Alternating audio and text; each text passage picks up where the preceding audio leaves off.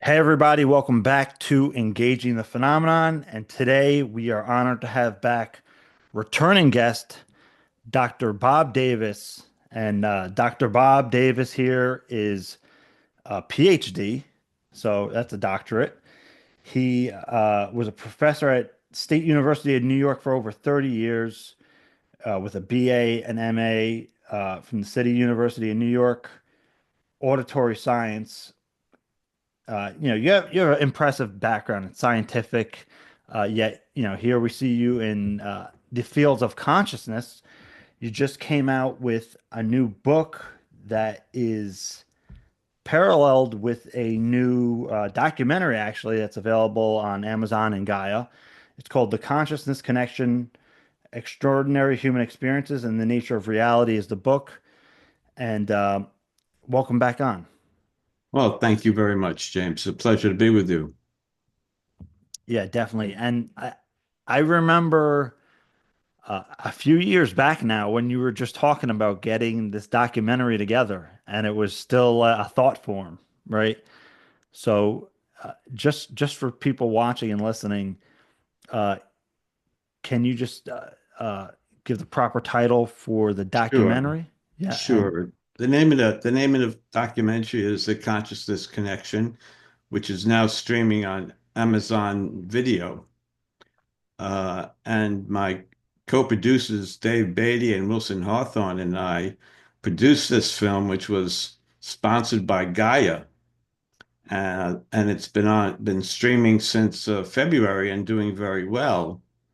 And the point of this was an outgrowth of my book, Unseen Forces, The Integration of Science, Reality, and You, which served as a foundation for this book, which addressed many different topics related to consciousness, out-of-body states, near-death experiences, ESP, the history of ESP, Kundalini awakenings, and parapsychology, as well as paranormal studies, including UAP and interactions with non-human entities. So the objective essentially was to sort of bridge the so-called divide between our materialistic perspectives and the subjective nature of human experience by recognizing that many different types of extraordinary human experiences, some of which I've mentioned, like NDEs and OBEs, UAP, awakenings, many others like ESP, past life recall, etc., that they're essential research disciplines, and we have to acknowledge that they are valid, which they are. And this has to be incorporated within a scientific paradigm that should merit more serious attention from mainstream science than is now the case. But following my Kundalini awakening, which I had in 2018, and those who may not be familiar with Kundalini awakening, please read up on it. And as far as I'm concerned, it is indeed a valid spiritual awakening, but it was so pronounced in unique ways that it elevated my awareness and understanding and of extraordinary human experiences to the point where I wrote the book, The Conscious Unseen Forces, yeah, which led to the documentary. And then I wrote the book, The Conscious Connection: Extraordinary Human Experiences and the Nature of Reality, which is available on Amazon, both as a paperback and ebook. But we essentially integrated interviews from leading scholars and obtained firsthand testimony from those who've had an extraordinary human experience and combine that with scientific evidence to advocate for a new paradigm shift.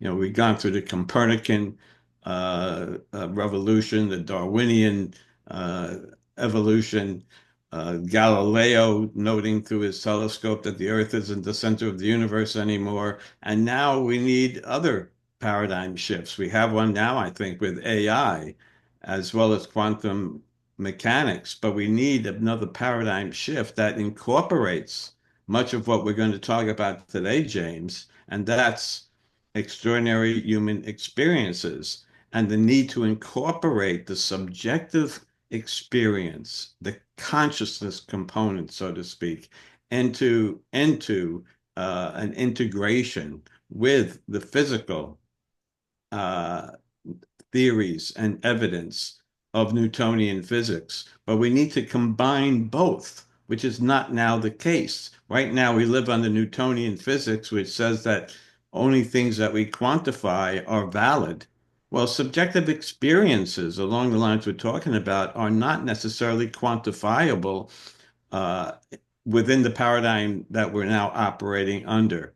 So we need to devise new ways to determine how best to address the subjective experience that people have, which are so profound, leading to massive changes in their personal and philosophical worldviews, their meaning of life, and spirituality, their belief in the afterlife, belief in deities, uh, and as well as their own personal meanings about what life is all about, their self-reflection, and matters of personal concern regarding materialism, wealth, fame. And for the most part, these individuals who have these extraordinary human experiences become more humane in the process to the point where they become less materialistic, more sympathetic and empathetic to the needs of others and the sensitivity to the ecology of our planet. So it's almost like an ego death that people go through in order to raise their consciousness to the point where they do become somewhat more humane as a human being relative to where they were prior to their extraordinary human experience, which ranges from over 200 different experiences. We're just covering some of the more popular basic ones with the near death and out of body and ESP, UAP, etc. But there are numerous types of extraordinary experiences experienced by millions worldwide. And it's been acknowledged historically in every culture and every historical epoch. So this is nothing new.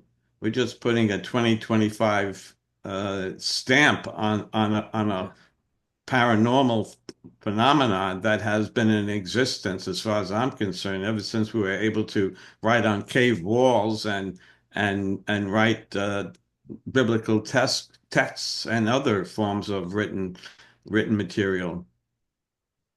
And you mentioned the Kundalini awakening experience that you had. Was there something that instigated that, and what was that like for you? Um, right after my lecture in Australia back in 2018, I believe, there was a woman, she was a former physician, and she said, I can perform a healing on you. And she had the reputation for enhancing awareness in people. And people were telling me that she's the real deal. Well, I was very curious, being somewhat open-minded at the time. Uh, and I asked her to come to my hotel room for this healing session. During that session, James, she started to talk about removing negative entities, cleaning the engrams from my organs and spine, raising my consciousness, things you want to hear. But it wasn't necessarily the words that were impacting on me. It was the intention behind it, because all of a sudden, as she started to talk, James, my body began to behave in a, let's just say, an involuntary way. I couldn't control my body. I was shaking. My respiration was non-symmetrical. I looked as though I was crying and in deep pain. I can't mimic it online, but if you observed me, you would think I was being tortured. Yeah. But while this was going on, I felt bliss. And I kept doing this, give me more. And I kept telling her, give me more. I even handed her my phone to video me, and I have a videotape of my Kundalini experience. Um, and I've had subsequent experiences with her, each resulting in this pronounced state of bliss, and involuntary movements of my body, resulting in kriyas where my mouth would deviate to one side and twitch, and my hands would twitch every time I meditated or talked about spirituality, which was very interesting how it turned on only at certain times after the Kundalini awakening with people I would discuss it with. So Kundalini awakening is valid, much like all of these paranormal experiences are, that which we'll talk about under the heading of extraordinary human experiences. Yeah, and uh, in regards to extraordinary human experiences, there is also, let's say, skepticism, and that's something that you guys highlighted in the documentary briefly.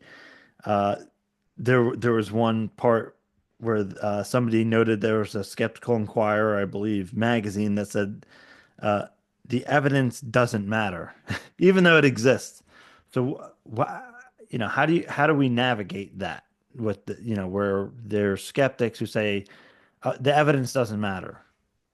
Yeah, and those closed-minded materialists that comprise the majority, I think, of academicians, um, fail to get into the literature in parapsychology, especially, as well as UFOs. And it's easy for them to denounce, to criticize these kinds of experiences and phenomena without really attempting uh, to understand the evidence and research that contributes to the validity of these types of experiences. Uh, Yet they pray to a supreme deity. If they're ill, they'll also pray. They pray over food, which is contradictory in the sense that they acknowledge the existence of a supreme being, which is obviously not proven scientifically, yet they believe it. But but they still don't believe in matters of ESP and UAP, which in my mind have far more greater evidence of its validity than what these materialists consider. So there's a reluctance on the part of the current paradigm that we now work under. There's a reluctance to accept this information, although many are now, I think, coming around, thanks to social media, podcasts like yours especially, trying to inform people that there is more to reality in its complexity than people can ever imagine, and that there is validity to these kinds of experiences. If only people would begin to start delving into the literature and coming to the realization that this information is conducted by leading scientists. It's been verified independently in different laboratories. I'm talking about ESP now, extrasensory perception, proving that telepathy, precognition, psychokinesis are valid.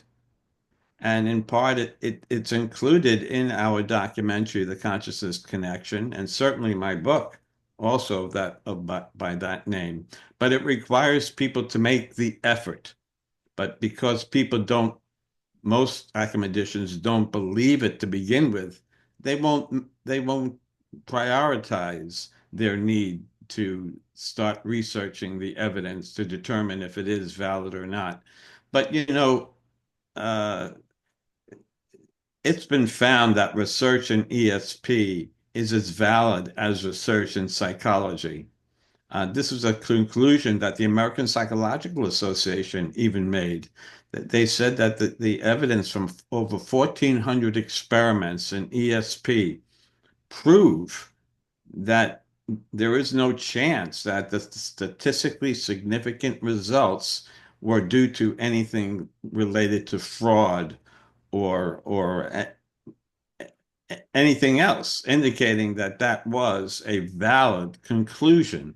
made by parapsychologists who contended that ESP is real. And again, the APA also acknowledged it. It is as hard science as psychology is, or any other science is. Only people need to make the attempt to read the literature to understand that. And do you want to explain to some people or cite some of these studies done in the documentary? You definitely included, a few examples. So, just for again for people inquiring, what kind of evidence is there? Well, there's something called the Global Consciousness Project out of Princeton University, where they had random number generators, which are designed to produce zeros or ones 50% of the time. Over time, because they're random number generators, they will produce either a zero or a one 50% of the time. Now, what Robert John and Brenda Dunn and Roger Nelson did at Princeton Engineering Anomalous Research Laboratory, they stationed these random number generators, about 100 of them, worldwide.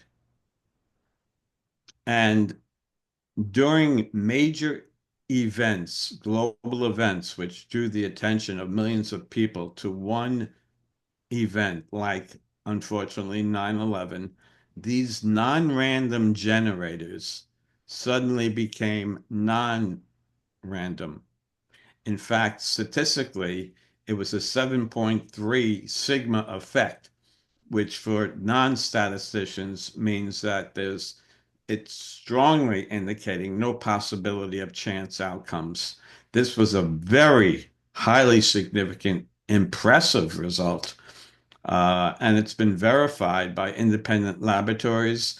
And it also occurred on many other occasions where millions of people's attention were drawn to a single incident, like the tsunami incident in Indonesia back in '03, I believe. The election of President Obama also had a similar type of non-random effect on these random number generators. So that's an example of psychokinesis, the effect of human intention on physical systems. But we also see a meta-analysis of presentiment experiments, as in feeling the future. And there's been many independent laboratories that indicate that humans can accurately detect randomly delivered stimuli about 1 to 10 seconds in the future. We humans can distinguish between unpredictable future stimuli, such as emotional versus neutral images or sound versus silence. For instance, if I told you I was going to present you with a picture that was erotic or non-erotic, about 1 to 10 seconds prior to the presentation of that stimulus, you would know the answer to what the future outcome would be. Okay? It's as if the unconscious mind foresees, feels the future, so to speak, presentiment. It feels the future and allowing you to make a accurate prediction. So there's now research going on looking at how the unconscious mind can actually inform the conscious mind in terms of future events. We even have telesymmetric experiments where we can separate twins, especially people who are bonded emotionally, like like identical twins. We put them in separate Faraday electrically shielded cages. We could stimulate the visual system in one person, and at the same time that a light is being flickered in the eyes of one person in the Faraday cage, immediately the EEG in the other person in the Faraday cage who is not receiving the light will start to show the same type of behavioral pattern indicative of that light being flickered in the eye. It's called a telesymmetric effect, meaning that there's somehow an invisible connection, an unseen force between people that allow for the activity or intention of one to be picked up by another. Call it EEG brain synchrony between two individually separated people in shielded cages. So we have examples of telesymmetric effects where, in a sense, there's like a mind to mind or mind to body kind of relationship that does exist. Yeah. Non-local effect. A lot of people Exactly. nowadays will non-locality, this idea that somehow people, even at a distance, can have an entanglement effect with each other, which is fascinating. And I know they've done experiments over the years with like distance chi healing and really fascinating stuff. It's actually pretty incredible. So for people watching and listening, what does all this have to do with anything with UAP? Well, you mentioned when you say non-locality, it's often a misunderstood term, but let's just say we have a subatomic particle. We divide it in half. For those that may not be familiar with the concept, let's divide that subatomic particle in half, separate it by light years, and if you manipulate just the half of one, the other separated one will respond instantaneously, simultaneously in the opposite direction. I may turn one right, the other one will turn left. If I raise one, the other will lower. So there still seems to be a connection between subatomic particles, despite the fact that they were separated. And space and time doesn't seem to be a mitigating circumstance interfering with that ability. But when you mention non-locality, it reminds me of the famous physicist David Bohm, who talked about the explicate and implicate order. The explicate order being one of locality and causality, where the implicate order addressed non-locality.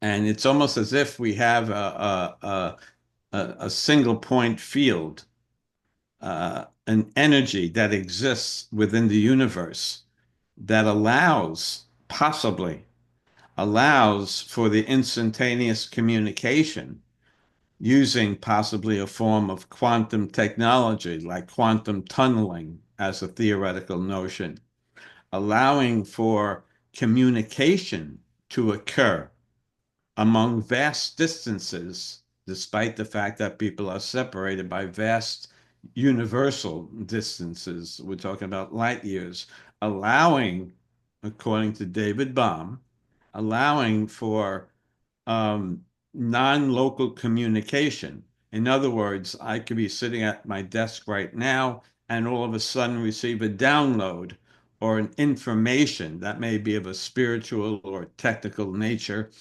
that might have been sent by another entity, another intelligent being far, far away, where time and space is not an impeding factor.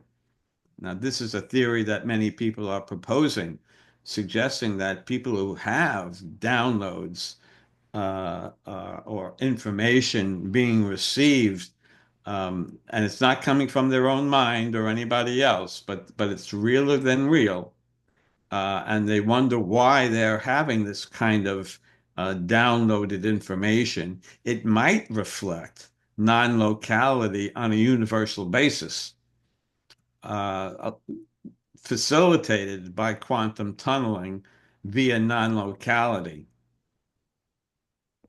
Yeah, and again, interestingly, with that kind of thing, we've seen recently in, let's say, the UAP news world, I guess, the development of something called Skywatcher, which has people advising them, such as Dr. Gary Nolan, Dr. Diane Hennessy Powell, uh, people who were allegedly in UFO legacy programs that were responsible for retrieving non-human intelligence vehicles craft technology, maybe and or entities. I don't think that's really been discussed in that nature yet, but also something they had what they called psionic assets,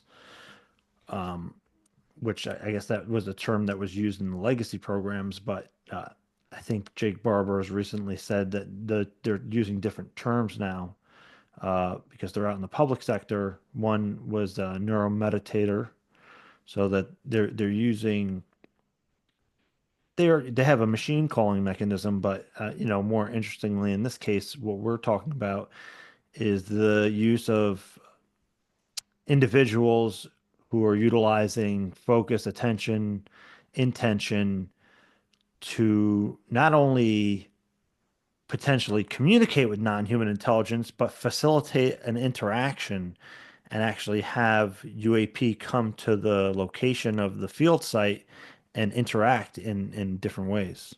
So what are your thoughts on, say, CE5? Well, CE5 or human initiated contact experiences um, are valid. I mean, many people will be fooled by things that are natural to the night sky, of course, and it's improper to jump to the conclusion that it's a UAP and represents extraterrestrial intelligence. But I know Joe Burks, Dr. Burks, who is a uh, leading HICE uh, experiencer, and I will follow his ground. I mean, he makes the case that you can indeed interact with non-human entities through uh, CE5 procedures. Um, and that's the question is, what are people experiencing during this time? Are they experiencing downloads? Some of them claim to see orbs and structured craft. Somebody told me there was physical craft the size of a bus that was seen during a recent CE5 that I just was informed about. So, the more the merrier. The more people that can possibly fuel that antenna to call down or call in a non-human intelligence or whatever uh, paranormal phenomena we have existing in our world, it might manifest in those times when we have a collective sense of intention. Intention seems to be a key word when psychokinesis is involved. But are we being tricked? Is this a trickster element? That has been debated.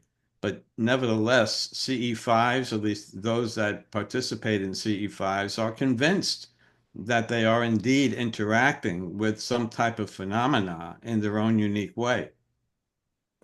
Yeah, and that kind of brings to mind there's uh different, I guess you can say, ideas and cultures, schools of thought that discuss different manifestations that may not be the same thing or similar, like egregores, tulpas in the Tibetan tradition, thought forms, things that are manifested by the mind. And so there is even debate within the CE5 world. In my opinion, yes, I believe that there are sometimes structured craft that have their own intelligence and agency that are non-human intelligences. But there's other cases that it could be that somehow, um, an individual or especially a coherent group of individuals are coming together and there's some kind of manifestation that occurs, which it's always funny because when people make that argument, that's like even more incredible than us being visited, that our minds are able to produce a physical phenomenon, right? I mean, the empowerment of that, the thought of that even a group of people could come together and manifest lights in the sky that can be recorded and observed by people. That's just as incredible, if not more incredible, than the idea that we're not alone and being visited. So I just that's a whole conversation. There's a lot of fascinating ideas behind that. But on Joseph Burks, it was actually Dr. Burks who coined the term HICE uh, during the CE5, the CSETI days back in the day. Just as a note, he's a great friend, and I hope to have him back on soon.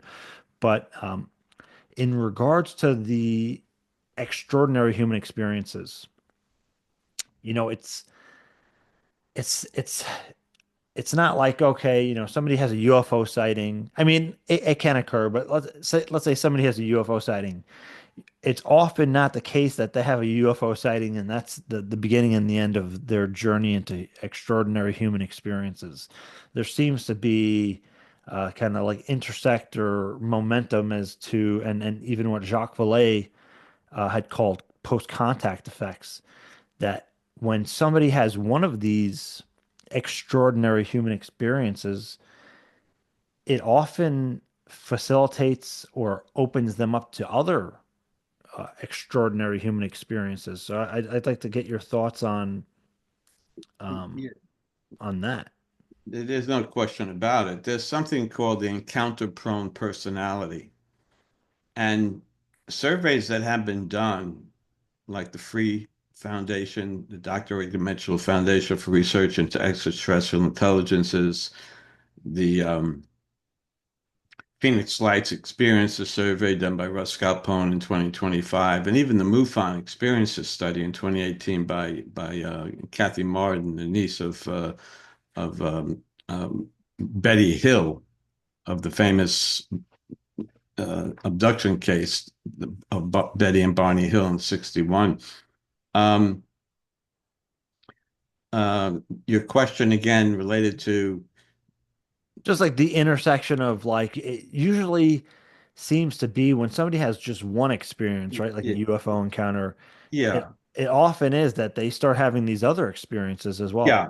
I'm sorry, I lost my train of thought there, but with these three different survey studies, we see clear examples in the data, which are anecdotal, no doubt, which is a shortcoming of survey studies, but the large number of subjects in the study add to their validity.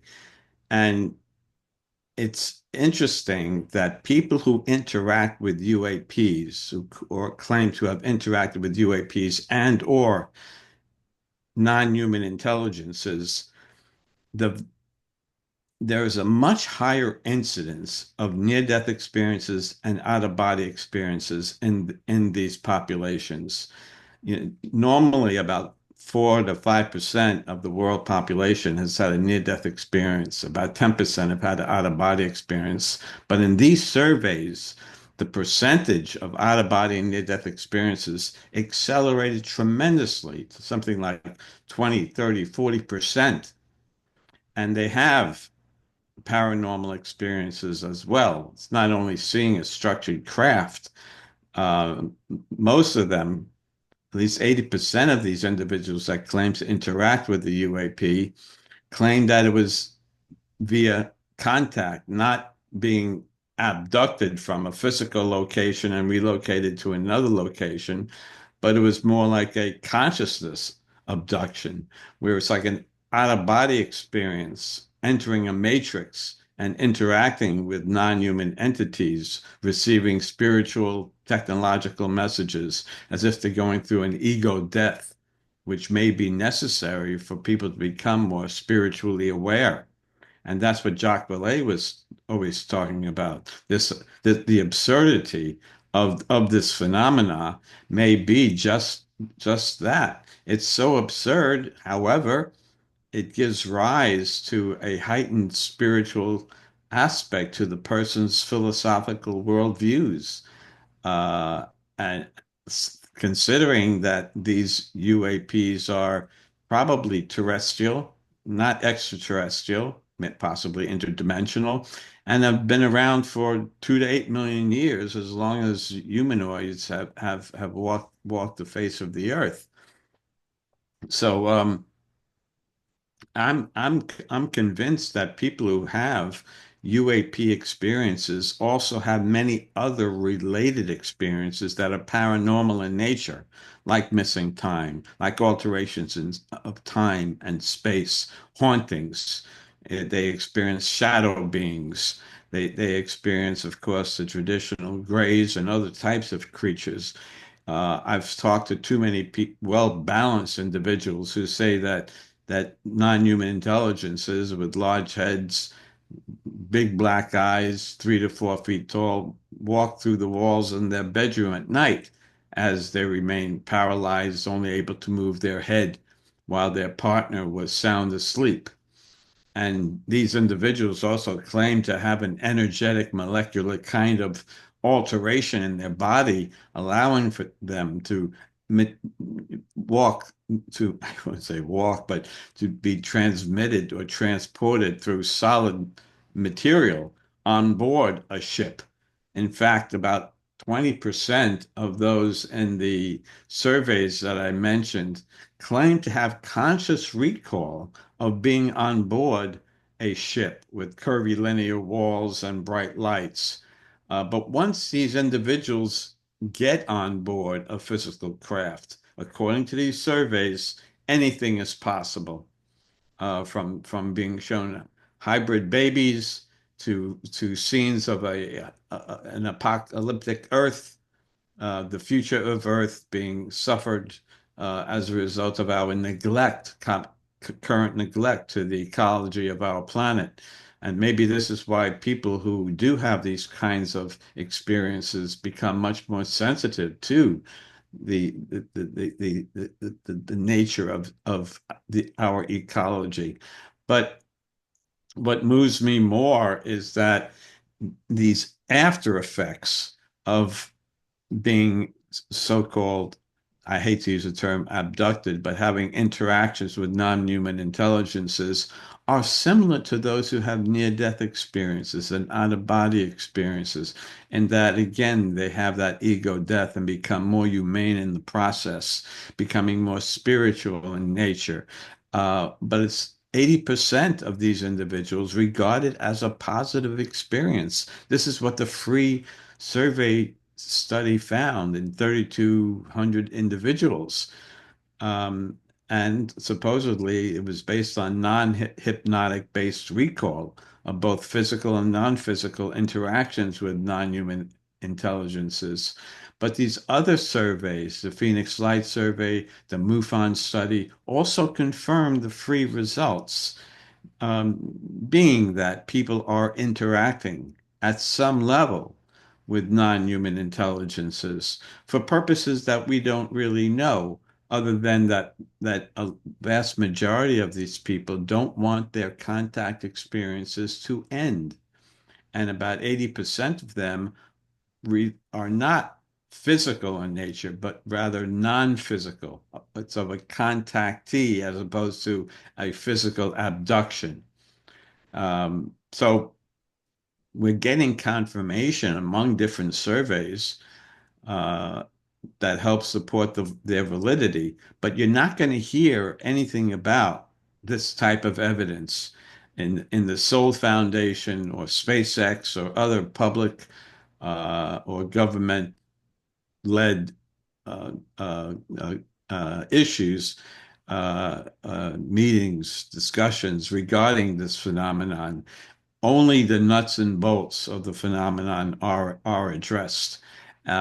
This non-physical aspect, for some reason, is not part of the equation. Yet I consider it to be more of much greater importance than the nuts and bolts of the phenomenon, because this has a direct effect on people and their worldviews. And while 80% of the time or thereabouts view their contact experiences as being benevolent and generally positive in the long run, there are certainly many distressing, at least 20-25% of these individuals claim that they've had negative experiences associated with their interactions with non-human entities. And obviously, all are left with those similar questions. Why me? What does it mean? Who do I talk to? Which also provokes anxiety. Who do you turn to after you receive a downloaded message that you know is not from your own thoughts or anybody else's, but it's as real as if you're talking to a member of the family? It is that real an occurrence. How do you discuss that with others without fearing that people will think you're mentally challenged, let's say? Yeah, it's difficult waters to navigate. I I think nowadays it is shifting a little. I After, the post 2017, New York Times story that talked about ATIP. So yeah, there's something of a double-edged sword there. People argue on both sides of, well, there's this UAP, transparency, narrative control. So there's people that are cautious about that that you know the UAP narrative, so to speak, is being heavily influenced by insiders. I mean, that's just how you can describe it, I guess. Uh, but yet also it's validating the UAP subject very heavily in the United States, probably trickling out worldwide. Because I mean, I hear different things from people in other countries as well. The conversation is not as prevalent here, but most certainly in the United States here, it's a constant topic. It's night and day difference from pre and post 2017. And with that, uh, a lot of subjects that were stigmatized, like Psy, we're seeing to start get a bit more attention and serious investigation. And, again, you see that with something like Skywatcher and the telepathy tapes, right? I mean, that was incredible to see.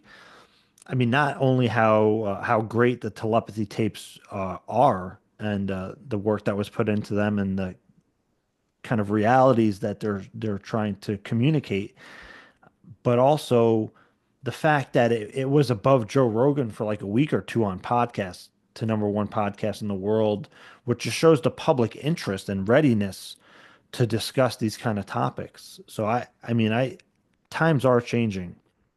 Well, you raise a very interesting, yes, times are indeed changing, and social media has a lot to do with it. It's normally these paradigm shifts happen one funeral at a time. Uh, Maybe we're accelerating that with social media. And Diane Powell, neuropsychiatrist, she's a good friend of mine. She's in our documentary, The Consciousness Connection. And regarding the telepathy tapes that she was involved with, she documented several autistic savant children demonstrating remarkable abilities uh, that cannot be accounted for. And she told me, and it's also included in the telepathy tapes, that there's a child that can accurately calculate cube roots of numbers with over 5 digits, despite lacking basic mathematical skills like addition or multiplication. She has I can't recall how old, less than 10-year-old child who can speak foreign languages without prior exposure, Wow. and others who demonstrate extraordinary ESP skills with nearly 100% accuracy, all without prior training. These examples should not be ignored. And the question is, why does it occur? And Diane told me that she asked the child who had remarkable mathematical skills. She asked him, "How were you able to come up with the answer to a cube root of a number with over 5 digits in a matter of seconds without having any mathematical experience?" And his response was, "It just pops in my head." Well, it just pops in my head. Simple words, simple terms with astronomical implications. How can something just pop in your head? What does that imply? And that's what these individuals are talking about. Autistic savants seem to have a wider bandwidth that can extend beyond the limitations of our physical systems, like for our hearing, for instance, we can only hear 20 hertz to 20,000 hertz, but we know sound energy exists well below and well above those limits. Well, the same is true for other physical sensory systems. The point is, do these autistic savants have a wider bandwidth, allowing them to sense the absolute answers to these kinds of questions, indicating, at least to Diane, that we might have this information field, an Akashic record, as it is sometimes referred to as, where all past, present, and future information exist simultaneously. It's like getting back to the implicate order of David Bohm that I mentioned earlier, where we can have an information field, an energy, a 0 point field of energy in the universe that can connect minds non-locally in time, allowing for communication over vast distances. Well, it might also allow for information to be obtained in this manner because the information, the answer to that cube root number does exist. And somehow that autistic savant individual is able to access it. We don't know how. We don't know the aspect of brain function that would possibly allow for it. If it is an aspect of brain function, which it may not be, maybe a pure aspect of consciousness, which is another perplexing but overriding issue within the discussion that we're having, because because consciousness is something that pervades our everyday waking existence. We don't know how the brain can manifest our awareness of being aware. We don't know how the brain can manifest the awe-inspiring effects of unique experiences that people have. We don't have this information of how the brain can do this, let alone autistic savants coming up with these kinds of information and ESP that cannot be readily accounted for. So is there an information field that exists? Are we living in a simulation or virtual reality, which Diane Hennessy Powell tends to believe we are, as well as Tom Campbell, who both are in our documentary? And if that's the case, uh, maybe mass, matter, and energy are all derivatives of consciousness. And when we die, it's not ashes to ashes and dust to dust. It's our consciousness continuing despite bodily death, possibly becoming one with an information field, reuniting with loved ones and former pets. And it's a joyous reunion. But what moves me maybe more than anything was something that Dr. Bruce Grayson, a psychiatrist who studies near-death experiences, told me during our interview for our documentary, The Consciousness Connection, and he said to me, Bob, overnight, people who have a near-death experience are changed dramatically. And we don't understand that because we could spend days, months, and years trying to treat these people using traditional medical practices, yet we can't accomplish what is accomplished overnight through a near-death experience. Um, that moved me more than anything else.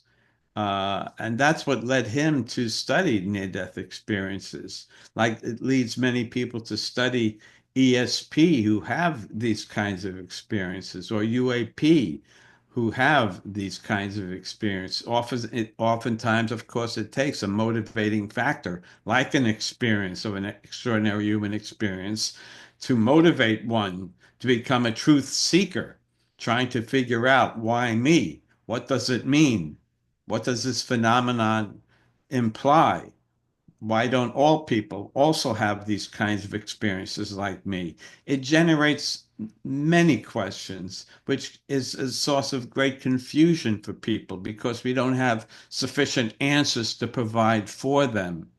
And that's why I applaud you for having such wonderful guests who address these kinds of issues, trying to enlighten others into the enormous complexity of something that we have such little knowledge about, other than it exists. The phenomena, and probably many different types of phenomena, coexist with our current reality, which is why we need a paradigm shift, which is why we need to study these types of extraordinary human experiences in greater detail, try to understand how consciousness is a underlying shared component possibly of all of these experiences, including UAPs, and come to the realization that maybe we can somehow better control our conscious states and better understand the intricate nature of these kinds of experiences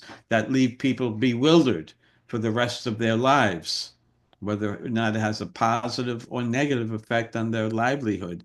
Generally, however, over time, it's integrated in their philosophical makeup, and it is deemed to be positive in nature. But people are working on sitting behind a professional desk on Fifth Avenue in a fancy job in a fancy building, and they still believe that the entities that they came across during a UAP or even a psychoactive experience or a near-death experience actually do exist. Actually do exist. I mean, and people of all walks of life. It doesn't matter who we are, what we do. People from people from everywhere are having these kinds of experiences, and it takes time to move the needle regarding a paradigm shift. But my mission, based on my experiences and based on my documentary, is now focused on just that. How can we better inform the public? I try to in my film and book. How can we better inform them? You do it on your podcast successfully, that these are accurate, valid experiences that should not be ignored, and that they provide us with information about reality and its extraordinary complexity, which means a great deal if we can only possibly understand it. The problem is Newtonian physics doesn't have the principles and theories that support these paranormal-like experiences. It's not designed to. We have to incorporate the subjective experience, the consciousness component. We have to better understand the semantic and thematic attributes of people's experiences with the extraordinary, and to integrate that with the physical theories and science that now exists that we need in our 3D reality. But we have to come to an integrative, holistic understanding between the objective and the subjective, which is sorely lacking, unfortunately, long ignored by our scientific community. And maybe we are beginning to be on the cusp of a paradigm shift, whereby consciousness is now being regarded as a major contributor and factor in many of these kinds of phenomena. Yeah, and you mentioned that sometimes you need a motivational force, baptism by fire, or some kind of self-initiation of sorts. Uh, and again, whether it be a UAP experience, CE5, near-death experience, out-of-body experience, I, that the initial extraordinary human experience definitely has a tremendous impact. But what do people do from there? And I'm thinking along the lines of like cultivation of Uh, states but and like yeah. So because in the documentary you highlighted Bob Monroe, the Monroe Institute, his work with Hemisync and out of body experiences, and I'm thinking along the lines of skillfully cultivating your awareness to better navigate and even stay grounded in the face of these realities. yeah, excellent point. How do you stay grounded in the face of these realities? These kinds of experiences create truth seekers attempting to make sense of their profound experiences. They're down the rabbit hole. I hate to use that commonly used It's true. term, but yeah, they're in great need of answers to which we don't have any. So they're truth seekers for the rest of their life, always wondering why me, what happened, etc. What do I do? Who do I tell? Among many other questions.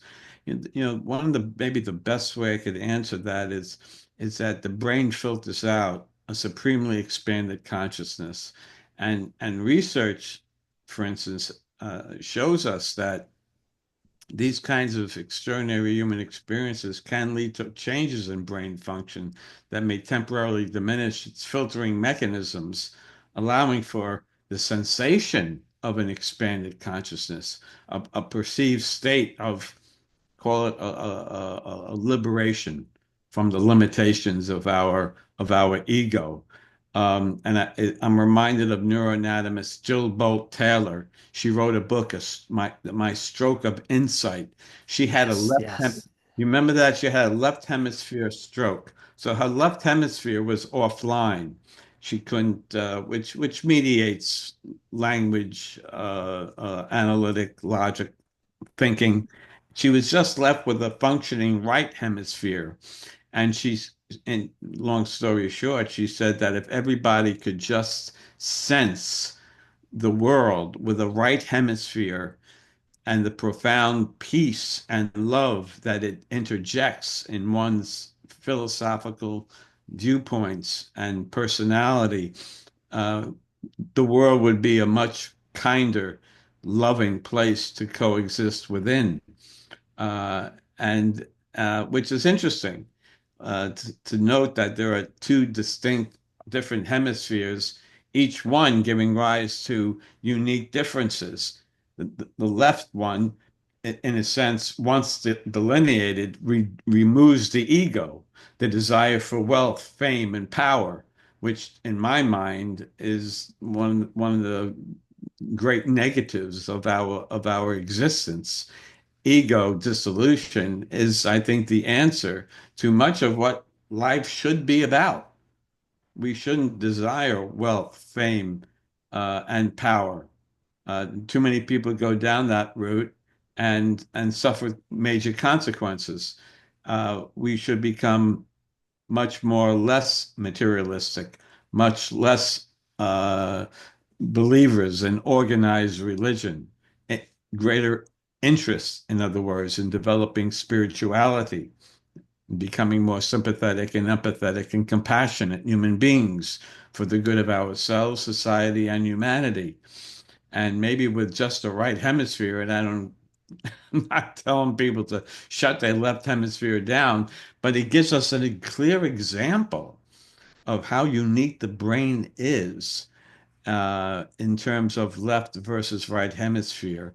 And it's very possible that some people who are having these profound extraordinary human experiences are having a shift in their hemispheric dominance to this extent, coming to the realization that we can benefit as an individual and as society and humankind if we could dissolve the ego in some way. Yeah. And I mean, you mentioned the stroke of insight. I'm going to link it here in the description. I highly recommend everybody check out the TED Talk that she gave on that because absolutely, again, less than 20 minutes, extraordinary story and lessons there, in my opinion. And Yes. you know, I this. idea of, the right hemisphere, which people have discussed, and Grant Cameron, who was just on here, uh, has done research on that, and I mean many others. I love the idea of, maybe you can say that the concept of like spiritual science, right? To quote Dr. Robert Gilbert and Rudolf Steiner, and that you have the left brain, which is the organizer kind of, and the or the and the right that may be more intuitive, and even in like hemisync, right? It's like you're synchronizing the hemispheres so they're even out. Even though in the West we tend to be in a very left brain dominant society culturally, right? That's been our training. When we go to school, we're trained in left brain, memorize, repeat, rather than like say intuitively seeking an answer from within kind of thing, right? That aspect is not so much nurtured. So I think the left brain is both left right brain, a great a gift from the universe, so to speak. And but we seem to be so heavily pushed down the path of um, dominant left brain development and underdeveloped emotional intelligence, intuitive intelligence, are, that is not nurtured as much. And so I think the idea of, again, like a spiritual science, or physical and metaphysical balancing and harmonization, harmonizing that is what is going to lead to our greater understanding and even evolution and our own completeness in the human experience. So, uh, even like ego death, um, at first, very much it is like an ego death, and it seems like an ego death. Um, I like to think of the idea that, we're not so much killing the ego, but um, or the ego is dying per se, but that we're having a more mature relationship with the ego and like recognizing it for what it is and utilizing it how it should be. It's just like one level of awareness. Um, but in regards to some things you said before about consciousness and potentially consciousness existing, um, even beyond body death, so to speak, um, is the idea of, again, that even the near death experience, right, or reincarnation. And that brings me to the question that was posed, that's often posed by even like Ramana Maharshi, of who am I? And Dr. Robert Gilbert, when he talks about who am I, why am I here in this incarnation at this time, those kind of questions are super deep to just contemplate, right? Like who often just will wake up and wonder those things, right? And so it's a contemplative exercise, vichara, but the the idea of reincarnation and the potential for consciousness to exist beyond the body, in a sense. What are your what are your thoughts on that?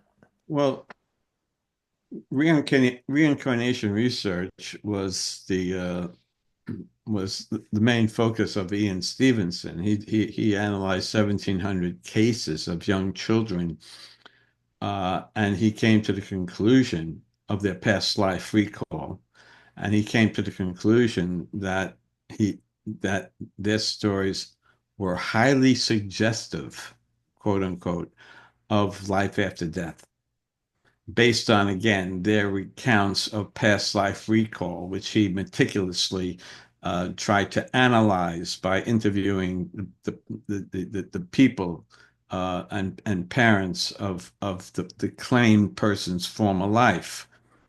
Um, Jim Tucker, now at the University of Virginia, is pursuing similar kinds of research on the heels of Ian Stevenson. Um, Probably the best evidence for life after death comes from mediumship.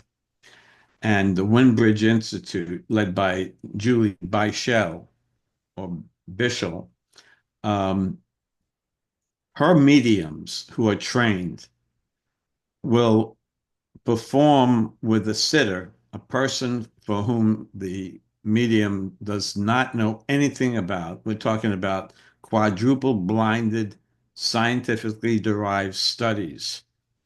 And the mediums who are trained at the Windbridge Institute, according to Julie Bichel, she's written many papers on the topic, they have an accuracy, I should say, rating of the person's deceased relative of 85%, 85, 90%. Now, to me, that's obviously significant, suggesting to Bichel that you take that evidence, combine it with near-death and out-of-body experiences, and the only conclusion you can make is that there is life after death. And I mentioned the NDE in this regard because one of the most significant pieces of evidence that we have in near-death experiences is verifiable perceptions or veridical perceptions. And somebody should write a book on the topic. If I kind of ties in with what you're saying. Um, Again, it goes back to an interview with uh, Bruce Grayson, who said that one day he met a patient named Jack, who was admitted into a hospital for respiratory distress. And while he was in the hospital, he had a nurse named Anita. And Anita said to him, Jack, I need to go away for the weekend. It's my birthday. I'm going to have another nurse take care of you, and I'll see you on Monday. While she's away, he has a near-death experience. And during his near-death experience, he sees Anita in his NDE. And he obviously does a double take and he says, Anita, what are you doing here? And Anita says to him, Jack, I want you to go back and tell my parents that I love them very much and that I am sorry I wrecked their red MGB. Now, this was happening in South Africa back in the 1970s, where there were no red MGBs, I assume. So when he awoke, he told he told the nurse who was on duty his experience of seeing Anita during his NDE, and what she had said. And the nurse, upon hearing that, started to cry and ran out of the room. What happened was that Jack later found out that Anita did indeed take that weekend off to celebrate her 21st birthday and was given a present by her parents, a red MGB, which she took for a test drive, crashed it into a telephone pole, and died instantaneously at the same time that he had his near death experience. Now, what are the odds that Jack knew she died, let alone how she died? Yet he did. And it's those kinds of examples, and there are many, that move me more than anything else. That's confirming by an independent third party of the accuracy of recall during a verifiable event for a non-death experience. We have many cases like this, and it also occurs in out-of-body experiences. I can go on and on. We don't have the time, um, but people should look up veridical perceptions in near-death experiences to get a better, clearer understanding of how this can objectify, legitimize, validate, in other words, the near-death experience as not being an illusion or an hallucinatory event. Even people who have shared death experiences. I, for instance, might have a shared death, well, I did have a shared death experience. What am I talking about? One morning, I woke up to the sensation of being suffocating to death. I actually felt as if I was dying, James. I couldn't breathe. It obviously woke me up. And during that, call it a lucid dream, I'm not sure what you call it, I had the strong sense of knowingness that my colleague in the lab, where I was serving as a sensory neuroscientist, had my own lab, and she worked with me for 20 years, and she was very spiritual. We always talked about life after death and UFOs, etc., the whole nine yards. She imparted to me that she died. I knew through my lucid dream that she had died. I drove to work that morning being obviously upset by the extreme magnitude of that experience, but I didn't give much thought to the message that I received from her that she had died. It just seemed too outrageous, too overwhelming to contemplate. I put the key into the door, obviously turn the knob, and I see the teary eyes of my colleagues. I knew right then and there that my lucid dream was, in fact, a valid one. I found out, of course, that she had died at the same time that I had my lucid dream. And I found out the time from her son, who divulged that information to me during the funeral. So I've never had a lucid dream before. I've never received information in a dream state before. So, what are the odds of all of that coming together? I would say astronomical, to say the least.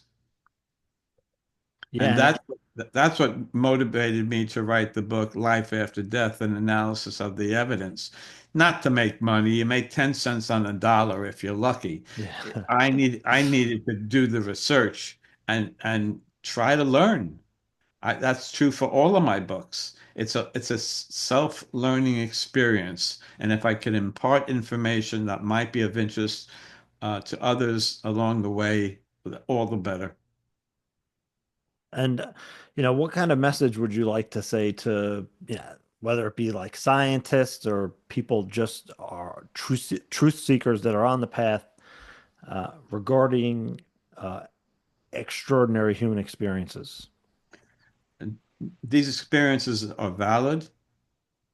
Don't negate their possibility until you do sufficient research in the area, reading the right material, listening to the right people on social media.